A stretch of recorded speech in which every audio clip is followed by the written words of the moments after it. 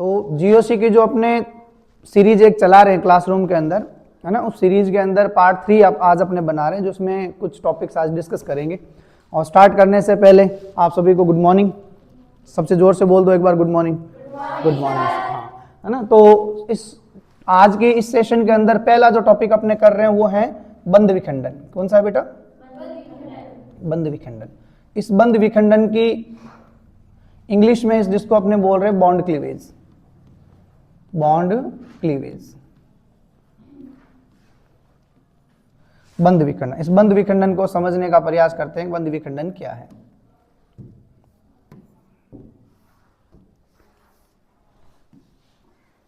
देखो, कल last second video के अंदर हमने देखा था कि सहसंयोजक बंध के कुल 2 प्रकार होते हैं, और जिनमें सिग्मा और पाई बंध कहते हैं। सहसंयोजक बंध के हमने 2 प्रकार विशेष थे, उनके बनने की घटना के आधार पर डिवाइड किया उनको, कि सिग्मा बंध जब बनता है तब उस कंडीशन में अपने ये कहते हैं कि समाक्षीय अतिव्यापन होता है, और पाई बंध जब बनता है तो उस कंडीशन में जो है वो समपार्श्विक अतिव्यापन होता है। और समाक्षीय अतिव्यापन के दौरान दोनों परमाणुओं के जो कक्षक हैं वो एक दूसरे में अधिकतम मिक्स होते हैं, इसी वजह से सिग्मा बंध मजबूत होता है। और पाई बंध के दौरान क्योंकि वो बंध ही तल के लंबवत बनता है और कक्षक न्यूनतम एक दूसरे में मिश्रित होते हैं, इसी वजह से पाई बंध जो है वो कमजोर होता है तुलनात्मक रूप से सिग्मा बंध के। ठीक है ना। तो ये घटनाएं हमने कल देखी। उसी बंध को, जो हमने 2 बंध के प्रकार हमने पढ़े सहसंयोजक बंध में, उसी को तोड़ने की घटना यहाँ पर हम पढ़ रहे हैं कि जब केमिकल रिएक्शन होती है, रासायनिक अभिक्रियाएं घटित होती है, उन रासायनिक अभिक्रियाओं के दौरान बंध टूटता कैसे है ना, उसके बारे में अपने जानकारी यहाँ इकट्ठा कर रहे हैं। तो टॉपिक अपना जो स्टार्ट आज किया हमने वो है बंध विखंडन। और बंध विखंडन के अंदर अपने ये कह रहे हैं कि सहसंयोजक बंध, क्या लिख रहे हैं अपने, कि सहसंयोजक बंध जो है, सहसंयोजक बंध के टूटने को अपने बोल रहे हैं विखंडन, के विखंडन की घटना बंध विखंडन कहलाती है, बंध विखंडन कहलाती है। अब बंध विखंडन की अगर मैं घटनाओं को साझा करें अपने एज ए ज्ञान के रूप में, तो बंध विखंडन मुख्यतः 2 प्रकार के होते हैं, जिसमें से पहला प्रकार जो है वो सहसंयोजक बंध के विखंडन का जो पहला प्रकार है वो है समांश विखंडन,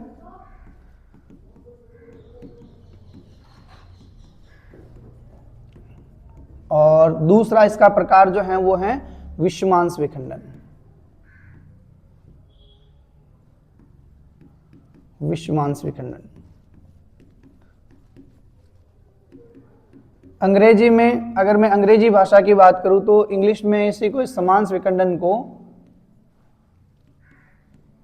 होमोलाइटिक क्लीवेज बोलते हैं,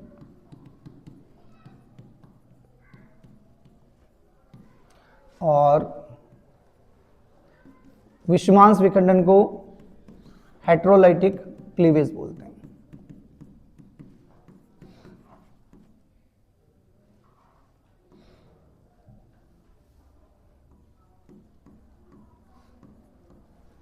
ठीक है।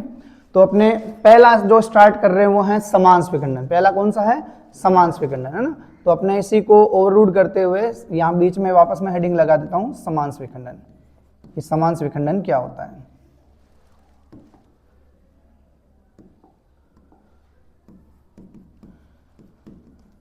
समांश विखंडन किसे कहोगे समांश विखंडन?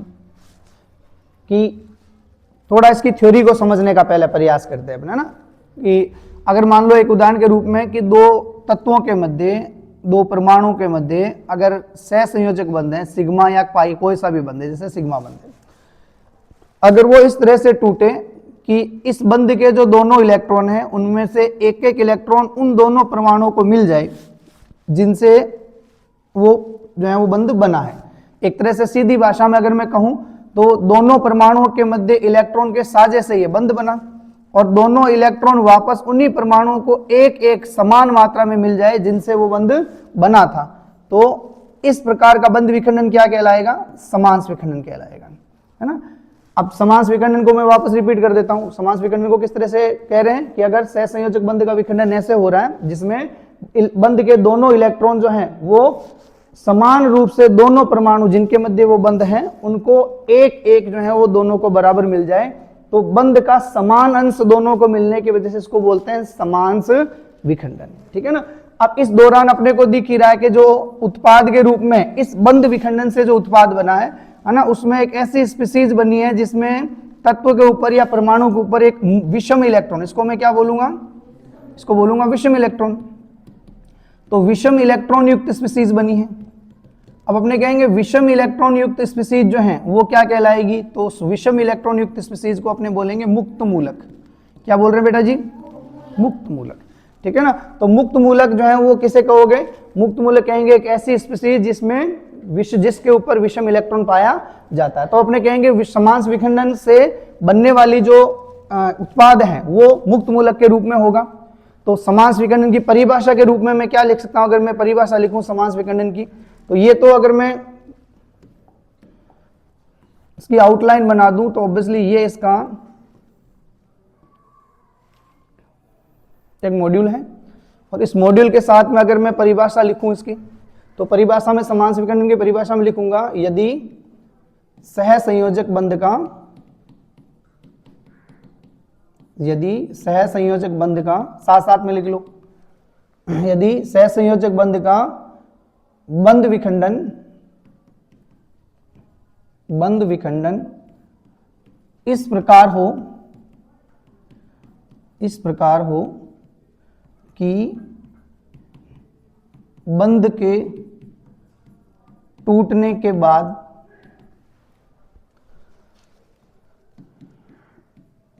दोनों बंधित परमाणुओं, दोनों बंधित तत्व कह दो, स्पीसीज कह दो या परमाणु कह दो,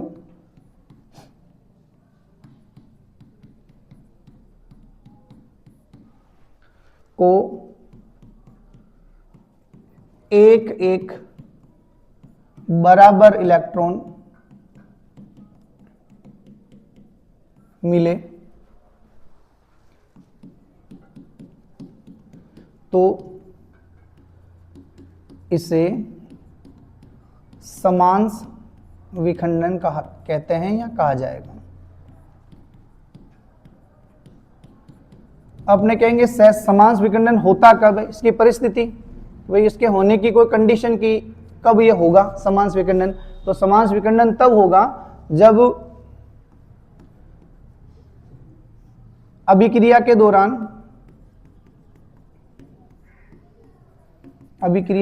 दौरान तीर के निशान पर, अभिक्रिया के दौरान तीर के निशान पर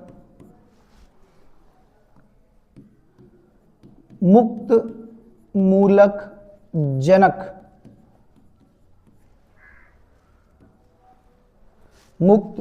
जनक कोमा करके सूर्य का प्रकाश इत्यादि उपस्थित हो तो बंध समांश विखंडित होगा। मतलब सीधा सा सिंपल लैंग्वेज में अपने ये कह सकते हैं कि भाई समांश विखंडन तब होगा जब तीर के निशान पर क्या मिले, अपने को मुक्त मूलक जनक मिले या सूर्य का प्रकाश मिले। अब ध्यान देना, जैसे एक उदाहरण दे दूं मैं आपको कि ए और ए का बीच का बंध अपने को तोड़ना है।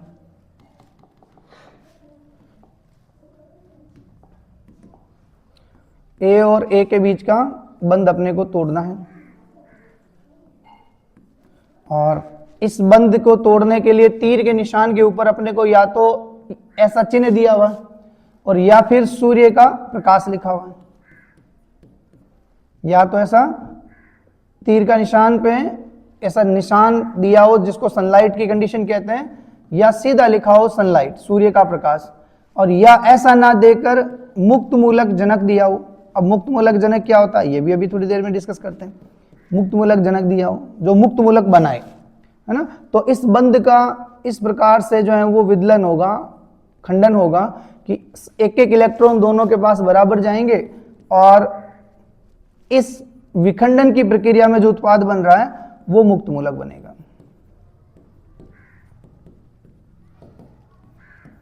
ठीक है, तो कुल मिला के अपने इसको इस तरह से समझा सकते हैं। अब इसमें बड़ी रोचक घटना जो समझने वाली है वो यही है कि मुक्त मूलक जनक जो मैंने लिखा है कि सर ने ये चीज नहीं क्या लिख दी, है ना, तो इसको समझने का प्रयास करते हैं कि भाई मुक्त मूलक जनक क्या होता है।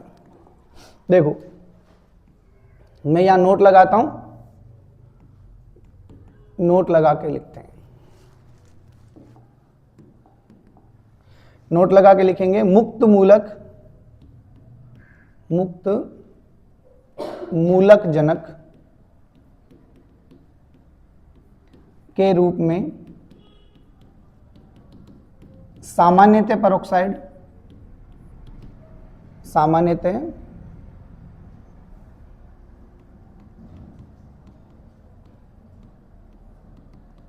निम्न यौगिक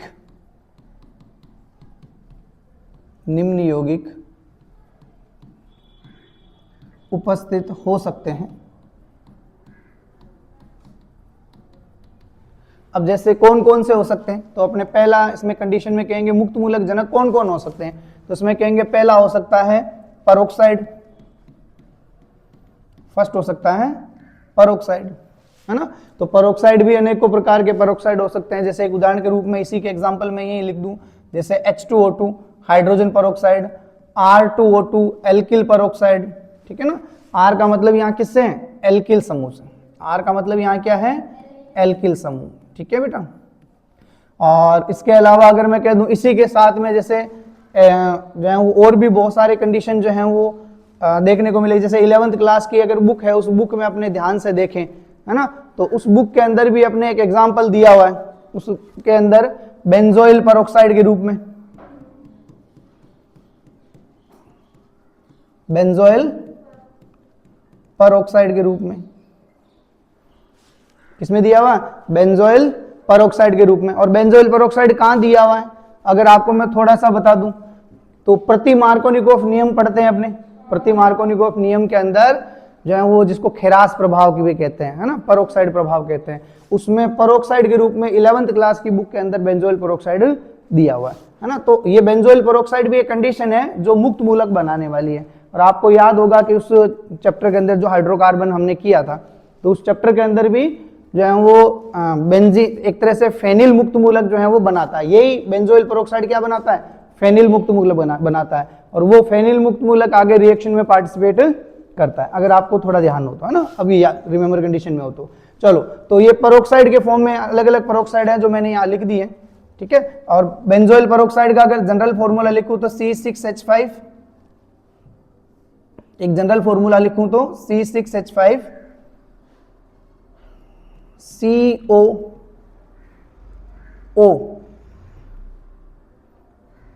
का ट्वाइस, है ना। तो ये बेंजोइल पेरोक्साइड का एक जनरल फॉर्मूला है जिसको अपने देख सकते हैं। तो सेकंड, और मुक्त मूलक जनक के रूप में किन किन को अपने इस्तेमाल कर सकते हैं, तीर के निशान पे क्या क्या आ सकता है मुक्त मूलक जनक के रूप में, पहला पेरोक्साइड कंडीशन है, दूसरा और भी जो है वो कुछ मटेरियल जो है वो लिखा आ सकता है कि इनकी प्रेजेंस में जो है वो मुक्त मूलक बनेगा, जैसे 11th और 12th क्लास में तो मुश्किल से मिलेगा, लेकिन अगर आप बड़ी कक्षाओं में जाओगे और इनकी केमिस्ट्री से जुड़ी हुई कोई आगे की पढ़ाई करोगे तो AIBN जैसे कंपाउंड्स भी आपको देखने को मिलेंगे, है ना, जिसको इसका पूरा नाम लिखो तो एजो आइसो ब्यूटाइरो नाइट्राइल, है ना, AIBN जिसे कहते हैं। और सनलाइट की जो कंडीशन है उसको भी मैं यहां क्लियर कर दूं कि नोट नंबर 1, नोट नंबर 2 अगर मैं लिखूं तो सूर्य का प्रकाश भी क्या बनाएगा, मुक्त मूलक बनाएगा। तो सूर्य का प्रकाश या तो लिखा मिलेगा या तीर के निशान पर H की कंडीशन लिखी मिलेगी, है ना, तो बी मुक्त मूलक बनाएगा। मुक्त मूलक बनाएगा या निर्माण करेगा। ठीक है बच्चों, तो ये कंडीशंस हैं कि भाई जिन कंडीशन में क्या बनेगा, आपका मुक्त मूलक बनेगा। अगर पीछे ध्यान दिया हो तो यहाँ तीर के निशान पे मैंने सनलाइट, सूर्य का प्रकाश और मुक्त मूलक जनक लिखे हैं। तो मुक्त मूलक जनक और सनलाइट क्या क्या हो सकती है, इसको अगले नेक्स्ट स्लाइड में आपने देखा है कि भाई मुक्त मूलक जनक के रूप में जनरली पेरोक्साइड हो सकता है, AIBN के फॉर्म में कुछ और केमिकल भी लिखे हो सकते हैं, तो ये हमेशा मुक्त मूलक बनाएंगे, है ना। इसके अलावा मैं कह दूं तो सनलाइट की जो कंडीशन हमने लिखी है ये यहाँ पर है ना फर्स्ट में, तो इसको भी अपने देखें तो सूर्य का प्रकाश भी मुक्त मूलक निर्माण में कार्य करेगा। तो कुल मिला के अगर मैं कह दूं तो समांश विखंडन जब कभी भी होगा तो ये वाली कंडीशन अपने को देखने को मिलेगी।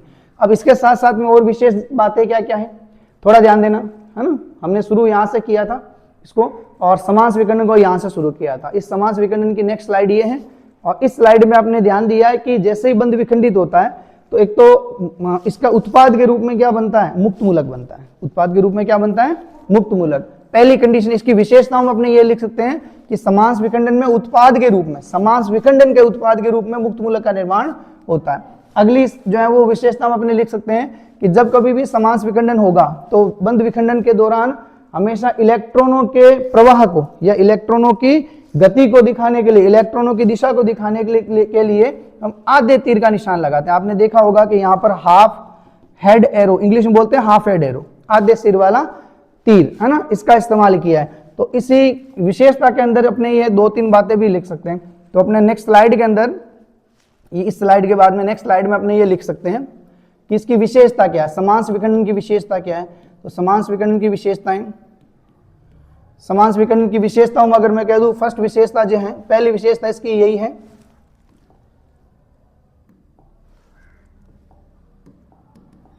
समांश विखंडन की पहली विशेषता है कि इस बंध विखंडन से, इस बंध विखंडन से उत्पाद के रूप में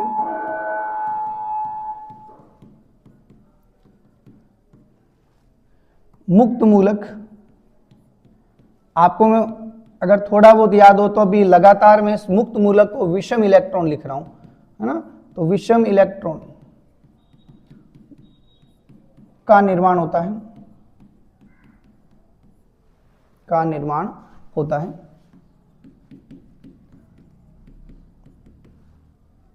सेकंड कंडीशन में लिखूं नंबर 2 पे, नंबर 1 और नंबर 2।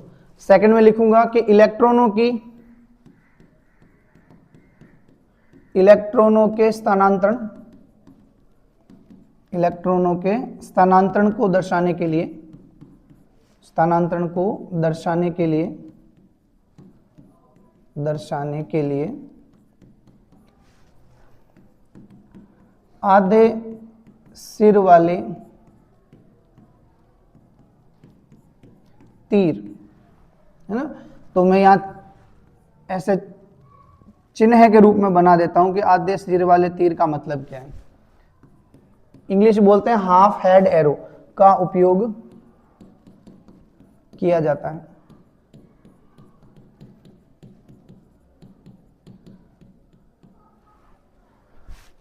ठीक है ना। तो ये इसकी विशेषताओं के अंदर रहेगा कि भाई विशेषताएं क्या क्या है इसकी। तो 2 बड़ी विशेषताएं हैं समांश विखंडन की कि बंध जब विखंडित होता है तो बंध विखंडन के उत्पाद के रूप में मुक्त मूलक बनता है, और इलेक्ट्रॉन के स्थानांतरण जब होता है तो उसको दिखाने के लिए आधे तीर वाले सिर का निशान इस्तेमाल करते हैं। ठीक है ना। तो ये मोटी मोटी अगर बात अपने कहते हैं तो ये किसके लिए इस्तेमाल कर रहे हैं, अपने समांश विखंडन के लिए। तो सेकंड ये कंप्लीट हो गया। इसका सेकंड पोर्शन क्या है, विषमांश विखंडन। क्या है, विषमांश विखंडन। तो विषमांश विखंडन को अब अपने सेकंड कंडीशन में देख लेते हैं। ये कंप्लीट है विषमांश विखंडन, विषमांश विखंडन। विषमांश विखंडन जिसको इंग्लिश में बोलते हैं हेट्रोलाइटिक क्लीवेज, है ना। विषमांश विखंडन क्या है, विषमांश विखंडन इसको भी देखते हैं।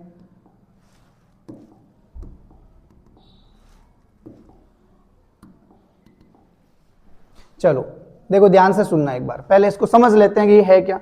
अगर 2 परमाणुओं के बीच में कोई भी बंध है और उस बंध के टूटने के दौरान दोनों में से, अगर मैं ये कह दूं, जैसे एक उदाहरण के रूप में अगर कह दूं कि 2 अलग अलग परमाणु हैं और B की विद्युत ऋणता A से ज्यादा है, ये मैंने किसके लिए लगाया है? विद्युत ऋणता। विद्युत ऋणता का मतलब इलेक्ट्रॉनों को अपनी ओर खींचने की क्षमता, पावर, है ना, वो विद्युत ऋणता है। तो ये विद्युत ऋणता के लिए मैंने लगाया है। तो कुल मिलाकर अगर मैं कह दूं कि B की विद्युत ऋणता A से ज्यादा है, इसका मतलब बंद के इलेक्ट्रॉनों को कौन लेके जाएगा? B लेके जाएगा, है ना। अब आपने अगर ध्यान दिया तो बंद के इलेक्ट्रॉनों को B लेके जाएगा। बंद निर्माण के दौरान एक इलेक्ट्रॉन B ने दिया और एक इलेक्ट्रॉन A ने दिया, लेकिन जब बंद टूट रहा है, जब बंद टूट रहा है तो उस बंद टूटने के दौरान अगर ध्यान दोगे तो दोनों इलेक्ट्रॉन कौन लेके जा रहा है? B लेके जा रहा है, जिसकी विद्युत ऋणता ज्यादा है ना। तो अब इस बंद विखंडन का परिणाम ये हुआ कि A के ऊपर आ जाएगी इलेक्ट्रॉन की कमी, और B के पास में, क्योंकि B अपना खुद का तो एक इलेक्ट्रॉन लेके जा ही रहा है, उसके साथ साथ में A वाला एक इलेक्ट्रॉन भी लेकर जा रहा है। तो B ने A का एक अतिरिक्त एक इलेक्ट्रॉन ले लिया, इसीलिए B का खुद का इलेक्ट्रॉन और A का इलेक्ट्रॉन दोनों B के पास में, और B ने एक अतिरिक्त इलेक्ट्रॉन लिया तो इलेक्ट्रॉन का एक ऋणावेश B पर आ जाएगा। अब A का एक इलेक्ट्रॉन B लेके गया, इसका मतलब A के पर इलेक्ट्रॉन की क्या हो जाएगी? कमी। तो A पर क्या आ जाएगा? धनावेश। A पर क्या आ जाएगा? धनावेश, है ना। तो एक तरह से अपने सीधा सीधा ये कह सकते हैं विषमांश विखंडन की वजह से, विषमांश विखंडन की वजह से जो उत्पाद के रूप में बनने वाली स्पीसीज हैं उनके ऊपर एक धनायन और एक ऋणायन बनता है। उत्पाद, विषमांश विखंडन का जो उत्पाद बनता है उस उत्पाद में एक धनावेश बनता है और दूसरा ऋणावेश बनता है ना। तो कुल मिलाकर अगर मैं कहूं तो आयनिक स्पीसीज बनती है। क्या बनती है बेटा? आयनिक स्पीसीज बनती है, आयनिक स्पीसीज बनती है, ठीक है ना। आगे चला जाए, यहां तक कंप्लीट। अब इसकी विशेषताओं के अंदर अगर मैं लिखूं कि भाई क्या क्या समास विखंडन, जैसे अपने कह रहे हैं समास विखंडन किन परिस्थितियों में होगा, अगर आपने पीछे ध्यान दिया होगा तो मैंने कहा समास विखंडन सनलाइट की प्रेजेंस और मुक्त मूलक जनक की प्रेजेंस में होगा। तो वैसे ही विषमांश विखंडन जो होगा वो विषमांश विखंडन किन परिस्थिति का बंध है? और B की, क्योंकि इलेक्ट्रोनेगेटिविटी ज्यादा है तो बंध के इलेक्ट्रॉन कौन लेके जा रहा है? B। तो तीर के निशान के ऊपर या तो ताप या दाब और या उत्प्रेरक, तीनों में से कोई एक कंडीशन जो है वो देखने को मिलेगी, ठीक है ना। चलो सेकंड पोर्शन इसका विषमांश विखंडन। समास विखंडन कंप्लीट हो गया और विषमांश विखंडन लेते हैं। समास विखंडन की विशेषताएं पढ़ी, इसके कुछ नोटिफाई पढ़े हमने और इससे जुड़े हुए रिलेवेंट कुछ चीजें इसमें समास विखंडन के अंदर कंप्लीट की। तो सेकंड पोर्शन इसी का विषमांश विखंडन जो है वो ड्रॉ कर रहे हैं हमने। तो कह रहे हैं विषमांश विखंडन कैसे कहेंगे कि जब दो भिन्न भिन्न परमाणु या स्पीसीज के बीच में सहसंयोजक बंध हो और एक परमाणु या एक स्पीसीज की विद्युत ऋणता दूसरे परमाणु या दूसरे स्पीसीज से अधिक हो, तो बंध के इलेक्ट्रॉन वो लेके जाएगा जिसकी विद्युत ऋणता ज्यादा है। तो जो अधिक विद्युतऋणी है उसके ऊपर माइनस और कम विद्युतऋणी है उसके ऊपर प्लस आएगा। तो परिणाम स्वरूप अपने कह सकते हैं विषमांश विखंडन एक ऐसा विखंडन है जिसमें इलेक्ट्रॉनों का असमान बंटवारा होता है। दोनों इलेक्ट्रॉन एक ही परमाणु या स्पीसीज लेके जाती है और दूसरे परमाणु या स्पीसीज को कोई भी इलेक्ट्रॉन बंध के नहीं मिलते। एक तरह से कह सकते हैं कि इलेक्ट्रॉनों का विषम बंटवारा होने की वजह से इस बंध विखंडन को विषम अंश या विषमांश विखंडन कहते हैं, है ना। अब इसकी परिस्थितियां क्या क्या होगी उसके बारे में भी जान लेते हैं कि इसकी परिस्थितियां क्या क्या होगी। तो इसकी परिस्थितियों के रूप में तीर के निशान के ऊपर या तो आपको मिलेगा लिखा हुआ ताप, या मिलेगा दाब और या मिलेगा उत्प्रेरक। तीन परिस्थितियों, या तो तीनों या कोई दो या कोई एक परिस्थिति जब मिले तीर के निशान पर तो अपने ये कहेंगे कि इन कंडीशन में विषमांश विखंडन होगा और विषमांश विखंडन के उत्पाद के रूप में आयनिक स्पीसीज का निर्माण होगा, ठीक है ना। तो कैरी करते हैं अपने आगे। तो इसकी विशेषताएं, सबसे पहले तो इसकी विशेषताएं लिखते हैं कि इसकी विशेषताएं क्या क्या होगी, बताएं मुझे। देखें, पहली विशेषता के रूप में अपने क्या लिख सकते हैं कि यह विखंडन ताप, दाब एवं उत्प्रेरक परिस्थितियों में संपन्न होता है, संपन्न होता है। साथ साथ लिख लेना भाई। सेकेंड कंडीशन में कह सकते हैं कि इस बंध विखंडन के उत्पाद के रूप में आयनिक स्पीसीज बनती है। तो इस बंध विखंडन के उत्पाद के रूप में आयनिक स्पीशीज का निर्माण होता है। आयनिक स्पीशीज का निर्माण होता है। आयनिक स्पीशीज का निर्माण होता है। तीसरी विशेषता हम अपने लिख सकते हैं कि इलेक्ट्रॉनों का जो स्थानांतरण है वो पूरे सिर वाले तीर का इस्तेमाल करके दिखाया जाता है। यहां देख रहे हैं कि पूरे सिर का तीर जो है अपने को देखने को मिल रहा है। तो थर्ड में अपने लिख सकते हैं तीसरी विशेषता इसकी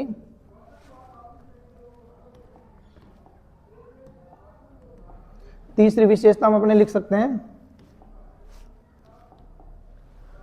तीसरी विशेषता होगी कि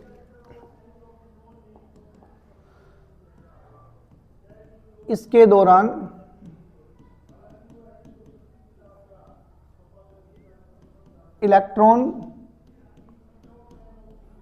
इलेक्ट्रॉनों के स्थानांतरण को दर्शाने के लिए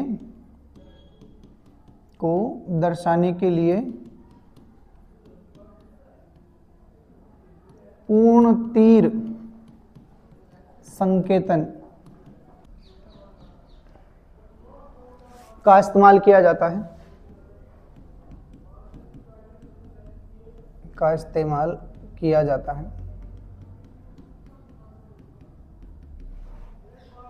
है ना।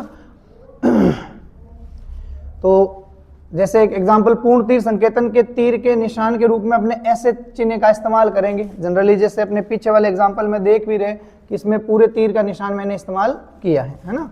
तो नेक्स्ट हो गया। तो इस तरह से इसकी तीन विशेषताएं अपने इसमें लिख रहे हैं कि भाई इस प्रकार का बंध कब टूटेगा। इस प्रकार का बंध जब ताप, दाब और उत्प्रेरक परिस्थितियां होगी और उत्पाद, इस बंध विखंडन के उत्पाद के रूप में आयनिक स्पीशीज बनेगी और साथ में इलेक्ट्रॉनों के प्रवाह को दिखाने के लिए पूरे तीर का निशान लगाएंगे, है ना। तो ये इसकी तीन बड़ी विशेषताएं जो हमने यहाँ पर लिख दी। तो बंध विखंडन का जो दोनों पोर्शन है, बंध विखंडन के दोनों पोर्शन जो है अपने यहाँ कंप्लीट कर लिए। बंध विखंडन और बंध विखंडन के दो भाग है, समांश और विषमांश। समांश का पोर्शन हमने यहाँ देखा और विषमांश के पोर्शन के अंदर समांश विखंडन की ये स्लाइड्स थी जो हमने कंप्लीट की और विषमांश विखंडन के अंदर हाल ही में हमने इसको कंप्लीट किया है। तो कुल मिलाकर अगर कह दूं तो ये एक टॉपिक था जिस टॉपिक में हमने कह सकते हैं कि बंध किस प्रकार से असंयोजक टूटता है उसकी जानकारी अपने यहाँ इकट्ठा कर रहे हैं।